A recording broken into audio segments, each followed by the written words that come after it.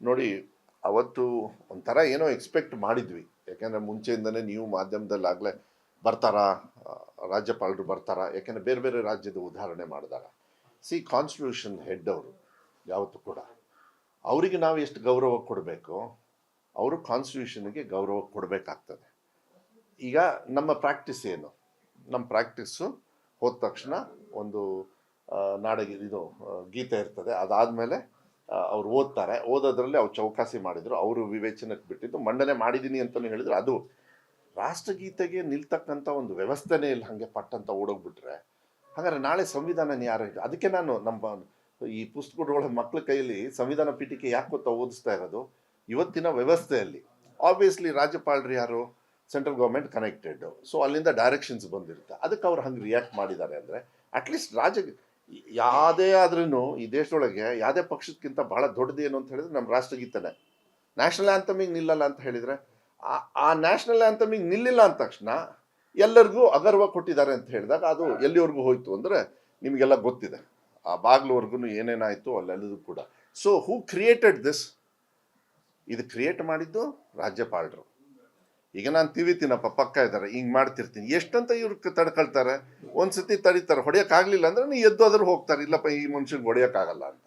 So ಅದು ಆಗಬಾರ್ದು. ಇದೆಲ್ಲ ಈ ಥರ ಪ್ರೆಸಿಡೆನ್ಸ್ ಆಗಬಾರ್ದು. ಇದನ್ನು ನಾವೆಲ್ಲ ಸಂವಿಧಾನದಲ್ಲಿ ಓತು ತಗೊಂಡು ನಾವು ಸಂವಿಧಾನದನ್ನು ತಪ್ಪು ಮಾಡಿ ನಾವು ಇದ್ರ ಬಗ್ಗೆ ಚರ್ಚೆ ಮಾಡ್ತೀವಿ ಅಂತ ಹೇಳಿದರೆ ನಾವು ಎಲ್ಲಿಗೆ ಹೋಗ್ತಾ ಇದ್ದೀವಿ ಅನ್ನೋದು ಪ್ರಶ್ನೆ ಬರುತ್ತೆ.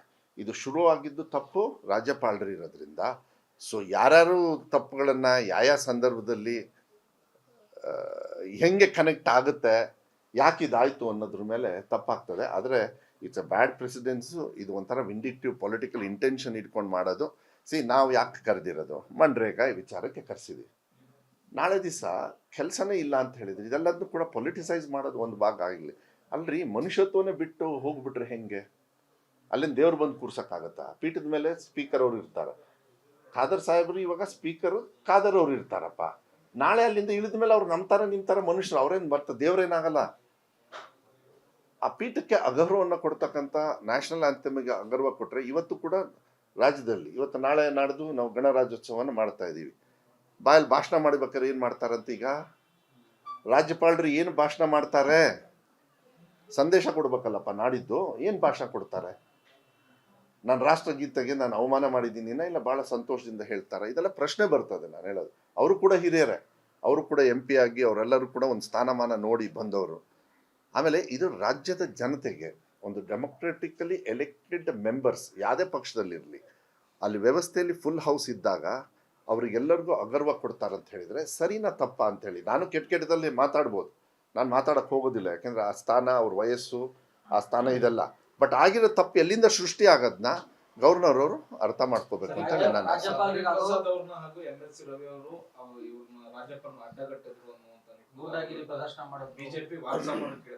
ನೋಡಿ ನೋಡಿ ಅವ್ರು ಕೇಳ್ತಾರೆ, ಅವ್ರು ಕೇಳೋದು ಕೇಳ್ಕೊಳ್ಳಿ. ಅದಕ್ಕಿಂತ ಮುಂಚೆ ಏನಾಯ್ತಪ್ಪ ರವಿ, ಅಶೋಕ್, ಏನಾಯ್ತು? ನೀವು ಒಪ್ತೀರಾ? ಹಂಗಾದ್ರೆ ಅಲ್ಲಿಗೆ ಆಯ್ತು ಬಿಡಿ. ಈಗ ಒಂದು ನಿಮಿಷ, ನೀವು ಪಾಕಿಸ್ತಾನ ವಾರಿಗೆ ಹೋಗ್ತಿರಲ್ಲ, ಸುಮ್ಮನೆ ಹೋಗ್ತೀರಾ? ಏನೋ ಆಗುತ್ತೆ ಅಂತ ತಾನೇ ಹೋಗೋದು? ಪ್ರಚೋದನೆ ಆಗುತ್ತೆ ತಾನೇ? ನರೇಂದ್ರ ಮೋದಿಯವರು ಹೋಗಿ ನಾನು ಸರ್ಜಿಕಲ್ ಸ್ಟ್ರೈಕ್ ಮಾಡಿದೆ ಅಂತಾರೆ, ಸರ್ಜಿಕಲ್ ಕೇಕು ತಿನ್ಕೊಂಡ್ಬಂದ್ರಲ್ಲ, ತಿನ್ಕೊಂಡ್ಬಂದ್ರೆ ಇಲ್ಲ.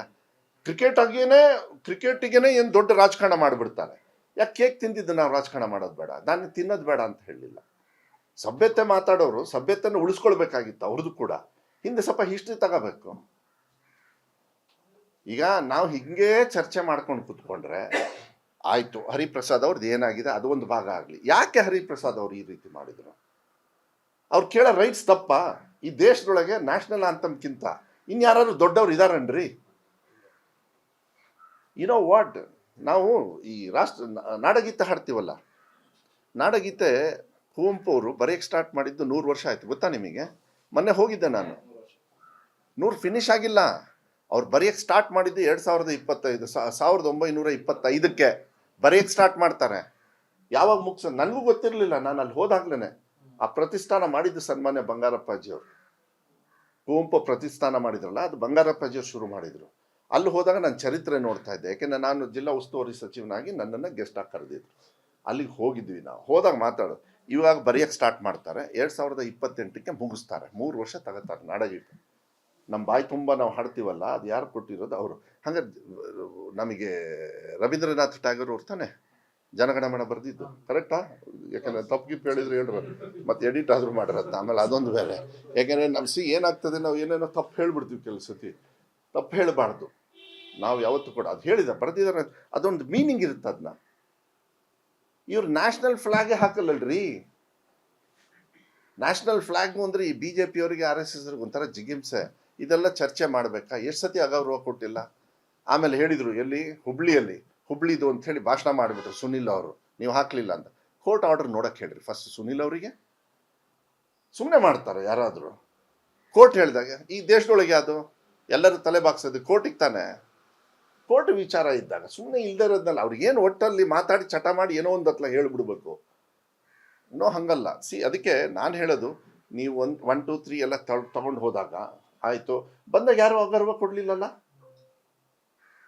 ಯಾರು ರಾಜ್ಯಪಾಲರಿಗೆ ಯಾರು ಅಡ್ಡ ಮಾಡಿದ್ರಾ? ಯಾರು ಮಾಡಿಲ್ಲ. ಫಸ್ಟ್ ಆಫ್ ಆಲ್ ರಾಜ್ಯ ಸರ್ಕಾರ ಕೊಟ್ಟಿರ್ತಕ್ಕಂಥದ್ದು ಓದಲೇಬೇಕು ಅಂತ ಕಾನೂನಿದೆ. ಬಟ್ ಓದ್ದೇನೂ ಇರ್ಬೋದು, ಸಾಕಷ್ಟು ಸಂದರ್ಭ ಇದೆ ಅಂತ ಅದೊಂದು ಚರ್ಚೆ ನಾನು ಮಾಡೋಕ್ಕೆ ಹೋಗೋದಿಲ್ಲ. ಆಯಿತು ಬಿಡ್ರಿ, ಒಂದು ಕಡೆಗೆ ಆಯಿತು, ನಮ್ಮ ಕಂಡ್ರೆ ಆಗಲ್ಲ, ಯಾಕಂದರೆ ಅವರು BJP ಸರ್ಕಾರದವರು ಅವ್ರನ್ನ ತಂದಿಟ್ಟಾರೆ. ಬಟ್ ನ್ಯಾಷನಲ್ ಫ್ಲಾಗ್ ಕತೆ ಏನು? ಅದಕ್ಕೆ ಯಾರ್ದಾರ ಉಸ್ತುವಾರಿನ? ಅದು ಏನು ಯಾರಪ್ಪಂದು ಆಸ್ತಿ? ಅದು ಈ ರಾಜ್ಯದ 130 ಕೋಟಿ ಜನರ ಸೊತ್ತು. ಇದು ಗೌರವ ಕೊಡೋದು ಕಡ್ಡಾಯ. ಈ ದೇಶದೊಳಗೆ ನೀವು ಬದುಕಬೇಕು ಅಂದರೆ ಸಂವಿಧಾನದಲ್ಲಿ ಏನು ಬರೆದು ಕೊಟ್ಟಿದ್ದಾರೆ ಅದರೊಳಗೆ ರಾಷ್ಟ್ರಧ್ವಜಕ್ಕೆ ನೀವು ಮರ್ಯಾದೆಯಿಂದ ಗೌರವ ಕೊಡಬೇಕು. ಸಲ್ಯೂಟ್ ಯಾವಾಗ ಮಾಡಬೇಕು, ಮರ್ತೋದನ್ನು ಪಕ್ಕದಲ್ಲಿರೋರು ಹೇಳಿ ಸಲ್ಯೂಟ್ ಮಾಡಪ್ಪ ಅಂತ ಹೇಳಿ ಗೌರವ ಕೊಡ್ತಕ್ಕಂಥದ್ದು ನಮ್ಮ ಸಿಸ್ಟಮ್. ಅದನ್ನು ತ್ಯಜಿಸ್ತಕ್ಕಂಥ, ಅದನ್ನು ದೂರ ಇಡ್ತಕ್ಕಂಥ ವ್ಯವಸ್ಥೆ ನಮ್ಮ ರಾಜ್ಯದಲ್ಲಿ, ನಮ್ಮ ವಿಧಾನಸೌಧದಲ್ಲಿ ಎಲ್ಲಿ ಕಾನೂನು ಮಾಡ್ತೀವಿ ಅಲ್ಲೇ ಇದನ್ನು ಹತ್ಯೆ ಮಾಡಿದ್ದಾರೆ ಅಂತ ಹೇಳಿದರೆ ಯಾರು ಇದನ್ನು ಉಳಿಸಬೇಕಾಗಿತ್ತು? ಸನ್ಮಾನ್ಯ ರಾಜ್ಯಪಾಲರು ಅವರೇ ಇದನ್ನ ಧಿಕ್ಕರಿಸಿದ್ರೆ ನೀವು ಒಪ್ತೀರಾ ಅಂತ ಹೇಳಿ ನೋಡೋಣ. ಈ ಆ್ಯಂಗಲಲ್ಲಿ ನೋಡೋದು ಒಳ್ಳೇದು. ಇದನ್ನು ಅದೇನಾಗ್ತದೆ, ಅಲ್ಲಿಂದ ಸ್ಟಾರ್ಟ್ ಆಗುತ್ತೆ. ರೌಡಿಸಮ್ ಮಾಡಿದ್ರು, ಇದನ್ನು ಮಾಡಿದ್ರು, ಅದೆಲ್ಲ ಸ್ಟಾರ್ಟ್. ಬಟ್ಟೆ ಹರಿದಿದ್ದು ಅದೆಲ್ಲ ಸೆಕೆಂಡ್ರಿ. ಅದಕ್ಕೆ ಕಾನೂನಿದೆ, ಅದು ಸ್ಪೀಕರ್ ಅವ್ರು ತೀರ್ಮಾನ ತಗೊಳ್ತಾರೆ. ಇದಕ್ಕೆ ಯಾವನ್ ತೀರ್ಮಾನ ತಗೊಳ್ತಾರ್ರಿ? ಇದಕ್ಕೆ ಯಾರು ತೀರ್ಮಾನ ತಗೊಳ್ತಾರೆ?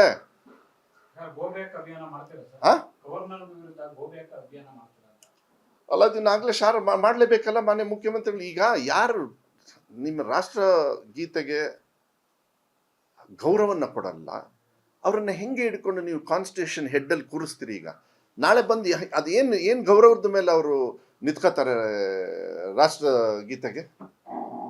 ಅದಕ್ಕೊಂದು ಬರೆದಿರೋದಕ್ಕೆ ಅದಕ್ಕೊಂದು ಗೌರವ ಇಲ್ವಾ? ಇಡೀ ದೇಶದಲ್ಲಿ ಯಾರು ಕೂಡ, ನಾವು ಏನೇ ಇದ್ರೂ, ನೀವು ಎಷ್ಟು ಗಲಾಟೆ ನಡೀತಾ ಇರಲಿ, ಪಟ್ ಅಂತ ನಿಂತ್ಕೊಬಿಡ್ತೀವಿ ಎಲ್ಲದ್ದು. ಅದಾದ್ಮೇಲೆ ಮತ್ತೆ ಶುರು ಆಗುತ್ತೆ. ಆಗಲಿ, ಯಾಕಂದರೆ ನಮ್ಮ ಪ್ರಜಾಪ್ರಭುತ್ವದಲ್ಲಿ ಅದಕ್ಕೆ ಅವಕಾಶ ಇದೆ. ಬಟ್ ಪ್ರಜಾಪ್ರಭುತ್ವದಲ್ಲೂ ಕೂಡ ಬರೆದಿದ್ದಾರೆ ಮರ್ಯಾದೆ ಕೊಡೋದನ್ನ ಕಲೀರಿ ಅಂತ. ಅದಕ್ಕೆ ಕೊಟ್ಟಿಲ್ಲ. ಅದನ್ನು ನಾವು ದ್ವೇಷ ಮಾಡ್ತೀವಿ, ಅಂಥವ್ರನ್ನ ದ್ವೇಷ ಮಾಡ್ತೀವಿ, ಅಂಥ ಸಿಸ್ಟಮ್ನ ಖಂಡನೆ ಮಾಡ್ತೀವಿ. ಅದು ನಮ್ಮ ಹಕ್ಕು. ಬಾಬಾ ಸಾಹೇಬ್ ಅಂಬೇಡ್ಕರ್ ಕೊಟ್ಟಿರ್ತಕ್ಕಂಥ ಶಕ್ತಿ ನಮಗೇನು ಅಂತ ಹೇಳಿದರೆ, ಪ್ರಧಾನಮಂತ್ರಿ ಹಾಕಿದ್ರೂ ಒಂದೇ ಓಟ್, ಗವರ್ನರ್ ಹಾಕಿದ್ರೂ ಒಂದೇ ಓಟ್, ನೀವು ಹಾಕಿದ್ರೂ ಒಂದೇ ಓಟ್.